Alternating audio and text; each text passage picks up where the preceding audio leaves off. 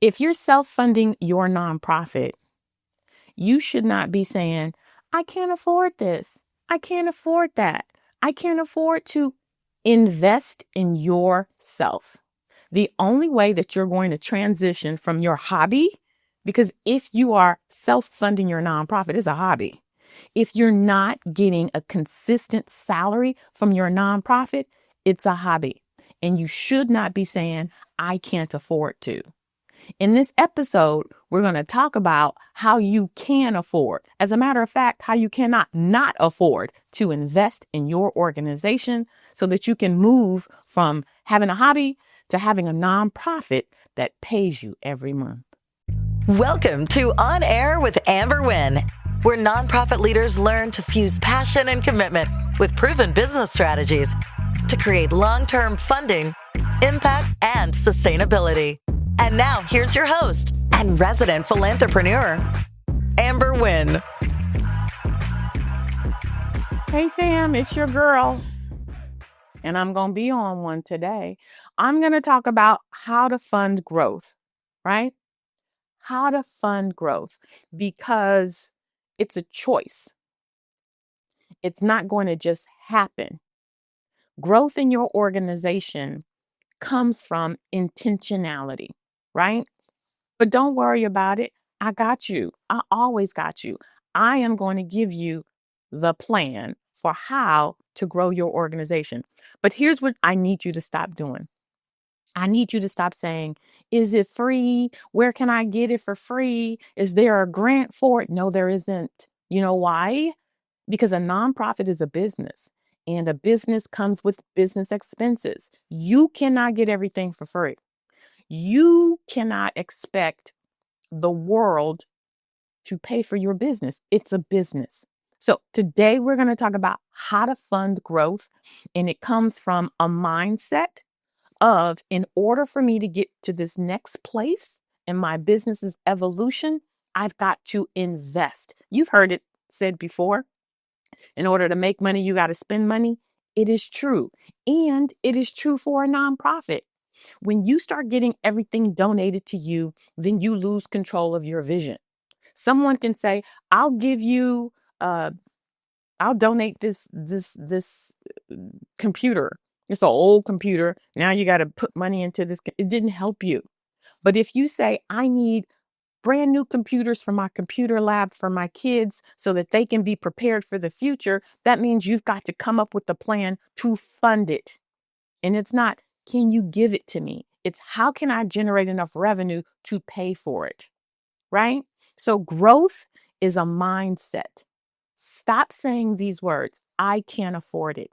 Instead, say these words, this is what I'm going to do to pay for it. When we come back, I'm going to give you the formula for how to grow your nonprofit.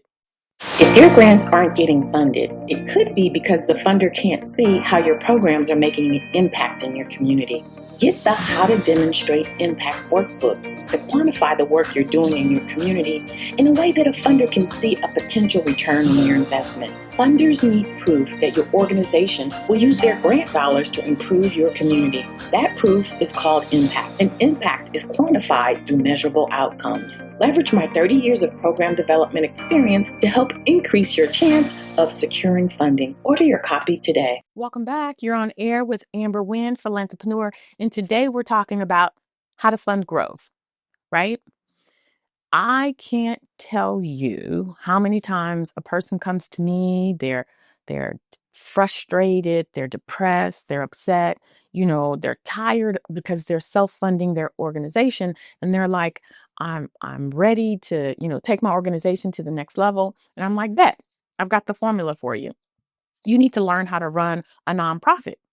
I've got the A through Z formula. It's called the Nonprofit Mastery Academy. It's not only going to show you how to run a nonprofit like the IRS says you're supposed to, but it's also going to show you how to diversify your funding streams, how to recruit your board. It's going to show you how to create a solid nonprofit. It's going to show you how to create systems so that when a funder asks you for 2 years of financial statements, you can provide them. It's going to give you everything you need. And guess what I hear? Oh, well, yeah, I can't afford that. well, then you don't want to stop self-funding your nonprofit. Let me tell you what happened to me as an entrepreneur. As an entrepreneur, my business manager said, yeah, Amber, I can set up your corporation. It's going to cost you $2,000. I didn't say, oh, I can't afford that. I was like, bet, because now I know how much it costs. It was February. I said, give me until the end of March and I'll be ready for you. So what did I do? I drummed up some business, put some to the side, drummed up some business, put some to the side. I came and I gave him his $2,000 and he set up my corporation. That's the mindset I need you to have for your nonprofit. That's how you're going to grow your nonprofit. You can't sit there and just think that the grants are going to fall in your pocket. You can't sit there thinking that everything's going to come for you for free. It's not, because a nonprofit is a business. If you haven't already started your nonprofit and you came to me and you said, what do I need? I would say you need $25,000 before you start your nonprofit, because a nonprofit has business expenses, right? And there aren't grants out there to cover them because your nonprofit is a business. But today I want to encourage you when we talk about the roadmap or the formula for growing your business. It's called flipping your funds. It looks like this. Let me invest in this fundraiser. Let's just say it's a pancake fundraiser, and you spend $50 so that you can create this pancake fundraiser. From that $50, you end up generating $500, right? Don't take that $500 and then go spend it on programming, because that's not going to get you very far. No. Take that $500 and then invest it in a bus. You're going to gather up 100 people to go watch So You Think You Can Dance. They're going to pay everybody who comes $40 just for sitting in that seat. So now that $500 has morphed into $2,500. Don't spend that $2,500. Take that $2,500 and then invest it in a fundraiser that's then going to generate 5,000. Now you have $5,000. Take that $2,500 so that you can grow your knowledge about how to run a nonprofit. $2,500 so you don't have to struggle with not being compliant, so you lose your 501c3.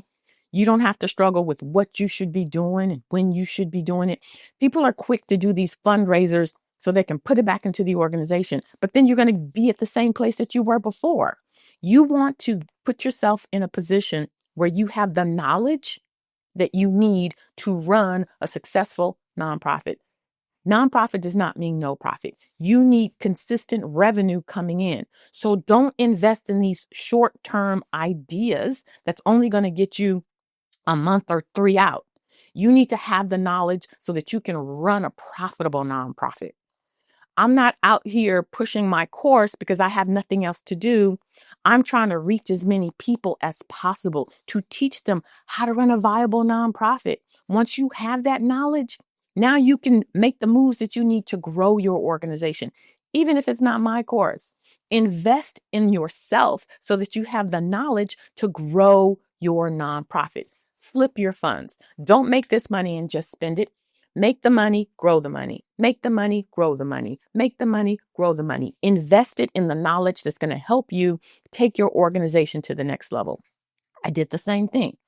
I generated enough. I found out I needed a coach who was going to teach me how to run my business. Why? Because I'm a nonprofit leader. I know all things nonprofit. But when it comes to this here entrepreneurial world, this is a whole different beast. So I saved the money that I needed to get a coach who can walk me through all of the stages, right?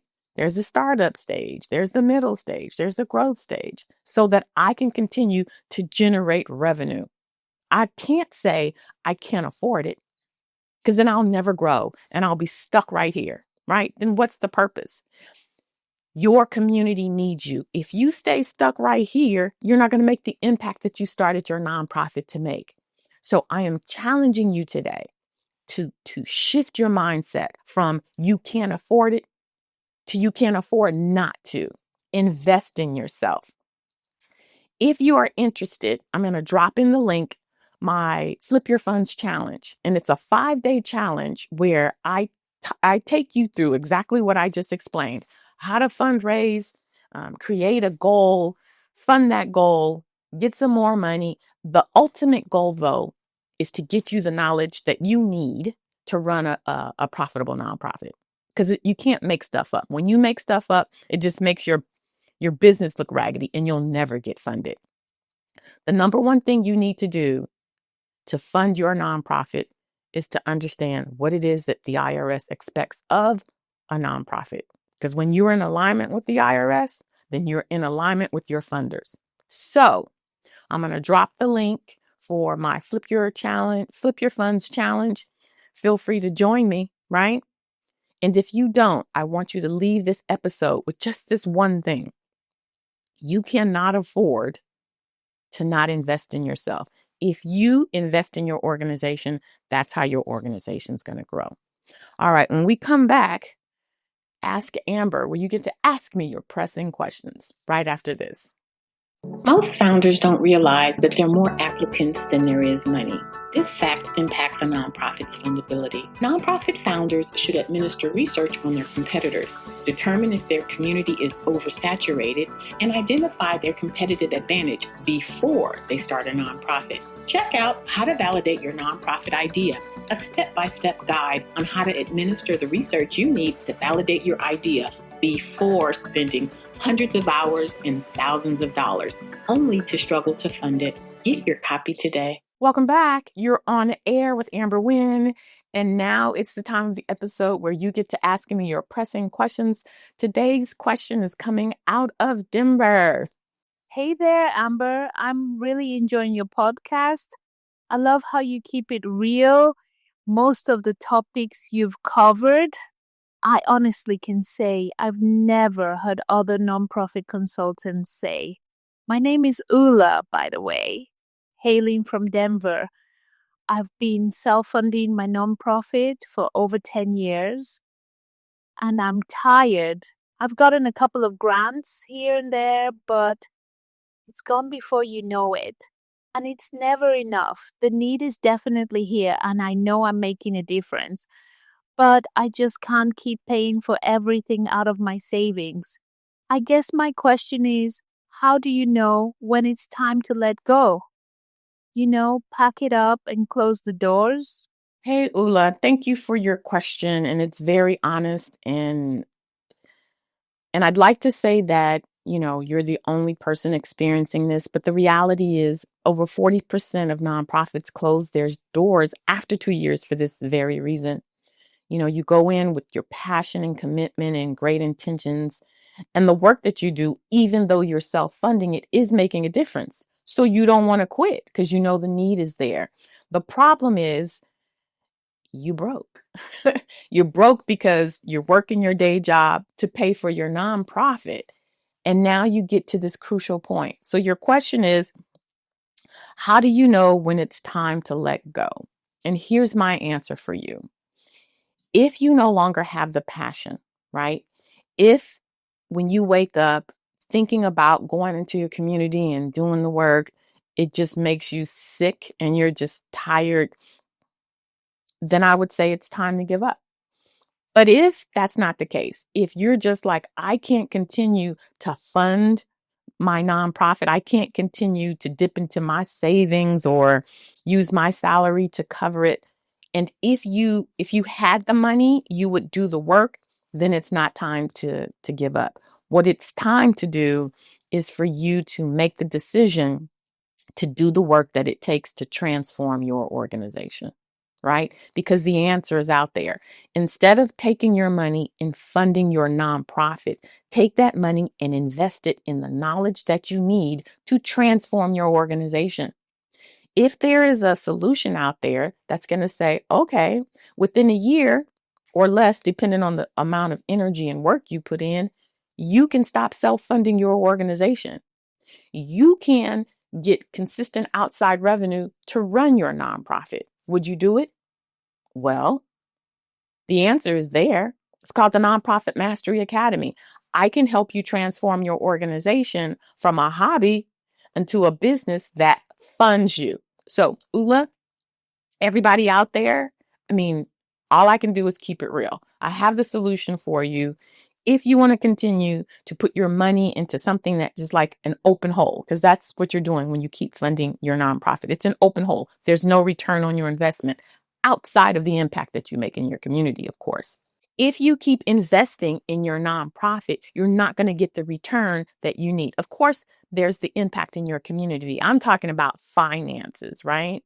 So, Ula, everybody out there, I'm saying to you the same thing.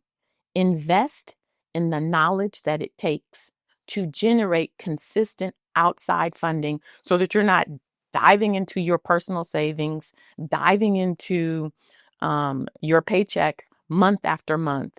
Get the knowledge that you need to transform your organization if you're still passionate. If you're not passionate, there are plenty of other ways to make an impact in your community. Visit my website. I have a whole blog on 6 sexy alternatives for, supporting your community, and it doesn't mean running a business. So there are other alternatives. But if you still have the passion, just learn how to transform your organization so you can stop self-funding it. Okay? Guys, I know that you have the heart and passion to do the work. You just have to understand that you can't make things up. There are rules and regulations by the IRS. And if you don't follow them, it's going to be so difficult for you to fund your organization. So I'm just trying to encourage you to do that thing that you need to do to transform your organization. I've worked with over 140 nonprofits, and 70% of them have gone through the transformation and they haven't looked back. So I'm talking from experience, and you can do it too. If you have a question, feel free to hit me up on any of my socials, and I will read your question on air so that I can help move your organization forward. Now it's time for us to jump into Shine On Nonprofits, where I shine the light on the most amazing people on the universe, my nonprofit leaders. We are on part 2 of our conversation with Pamela Clay of Living Advantage, where she's talking about some of the challenges that she's had in her organization and how she's overcome them. Let's continue to listen to Living Advantage.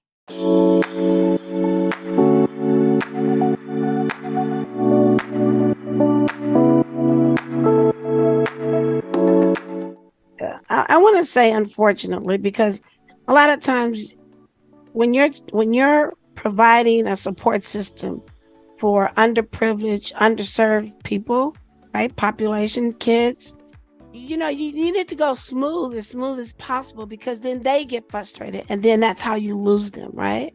So one of the biggest challenges is that each county has their own system, their own record system, their own DMV is totally different in Fullerton than it is in Culver City, right?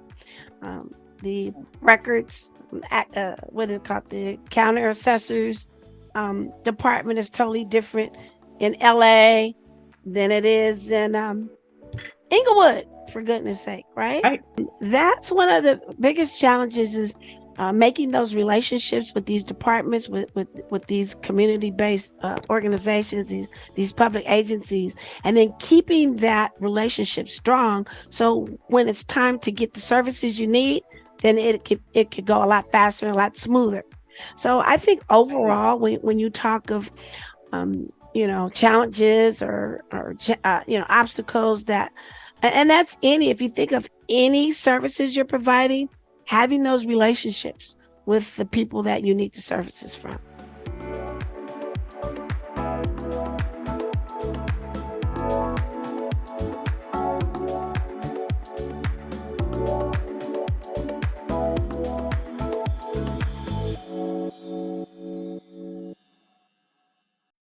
Welcome back. I hope you enjoyed part 2 of my conversation with Pamela Clay.